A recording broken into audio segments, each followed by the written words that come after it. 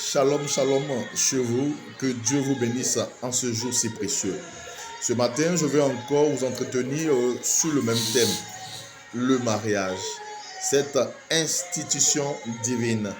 Oh, c'est une grâce que Dieu nous donne.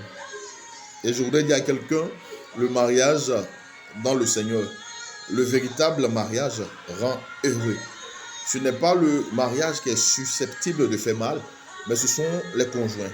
Ce sont les partenaires qui ne traitent pas durement le cœur afin de pouvoir maintenir la paix, l'harmonie, le travail en équipe. Le mariage est une bénédiction. Et je bénis Dieu pour toutes ces personnes-là engagées déjà dans le mariage. Je prie que Dieu soit avec vous continuellement, qu'il vous donne de suivre le bon chemin et que toute la gloire lui revienne au nom puissant de Jésus-Christ.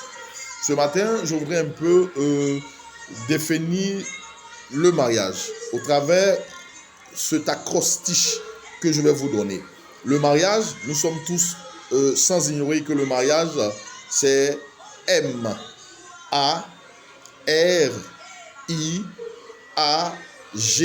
et E. Le M simplement veut dire mourir à soi pour permettre au nous de triompher, pour permettre au nous de vivre.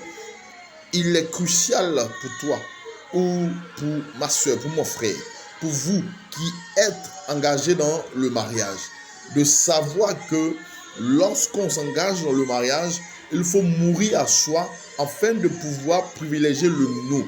Il faut éviter d'être égocentrique et faire en sorte que l'harmonie, le travail en équipe, l'union puisse primer en tout temps, en tout lieu, en toutes circonstances. On n'entre pas dans le mariage pour faire ce qu'on a envie de faire. On n'entre pas dans le mariage pour parler comme on veut parler. On n'entre pas dans le mariage pour agir comme si on était encore solitaire.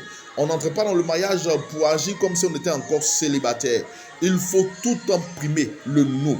Il faut tout imprimer cette pensée d'équipe afin de pouvoir encore aller de l'avant dans votre mariage. Écartez du revers de la main tout ce qui est fait de façon solitaire. Écartez du revers de la main tout ce qui est fait sans consulter l'autre. Écartez du revers de la main tout ce qui est fait sans tenir compte de la vie de l'autre.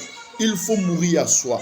Il vous faut mourir à soi. Et en mourant à vous-même, vous verrez que il va naître le nous si privilégié, le nous si merveilleux, qui permet au mariage d'aller de l'avant à chaque instant, à chaque moment. Je voudrais vous faire savoir qu'il est important de tenir compte de cela, le nous. Donc, mourrez à vous-même. Mourrez à vous-même afin que le nous puisse être la chose qui est plus vue, qui est plus à l'image, qui est plus exposée dans votre mariage. Il est important de savoir cela. Que Dieu vous bénisse. Après le M vient le A. Le A symbolise simplement amour, l'amour. Oh, l'amour est cette chose-là qui doit rester quand tout vous manque dans votre mariage. Et quand on aime, on prend soin de l'autre. Quand on aime, on est prêt à se sacrifier pour l'autre. La Bible nous dit en Jean 3,16 que Dieu a tant aimé le monde qu'il a donné son Fils unique afin que quiconque croit en lui ne périsse point, mais qu'il ait la vie éternelle. Dieu a tant aimé. Et la Bible nous dit encore, l'amour vrai, l'amour pur, l'amour authentique, pardonne, supporte tout, est patient. Quand on aime, on sait être patient. Quand on aime, on sait supporter pour aider l'autre à grandir, à croître et à être comme on le veut. Quand on aime, on ne laisse rien nous diviser.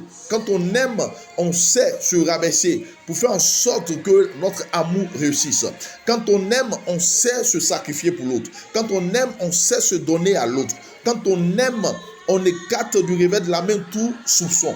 Quand on aime, on est prêt à s'engager main dans la main afin de pouvoir avancer contre vents et marées. Quand on aime, aucune circonstance n'est aussi grande pour nous empêcher de nous arrêter en si bon chemin et oublier nos promesses qu'on s'est fait avant. Quand on aime, on sait s'unir, on sait se ressembler, on sait s'assembler. Quand on aime, on sait réussir ensemble, on sait se pardonner mutuellement. Donc comprenez que le A, c'est cet amour-là qui doit demeurer dans votre couple. C'est cet amour-là qui doit triompher de tout au nom puissant de Jésus-Christ. Après le A vient le R. Le R simplement veut dire rester fidèle l'un à l'autre. Restez fidèles l'un à l'autre. Il est important d'être fidèle quand on s'engage dans le mariage. On ne règle pas les problèmes de couple en étant infidèle. L'infidélité n'a jamais été une solution au problème du couple. On ne va pas voir au dehors parce qu'on n'est pas content avec madame, parce qu'on n'est pas content avec monsieur. Ne prenez pas ce malin plaisir-là de détruire tout ce que vous avez eu à construire pendant des années à cause d'un malentendu en étant infidèle, à cause d'un malentendu en optant pour l'infidélité. Apprenez à vous pardonner réciproquement. Apprenez à vous parler sans tromper, à vous parler sans découcher, à vous parler sans penser qu'il y a encore quelque chose de mieux dehors par rapport à votre union. Soyez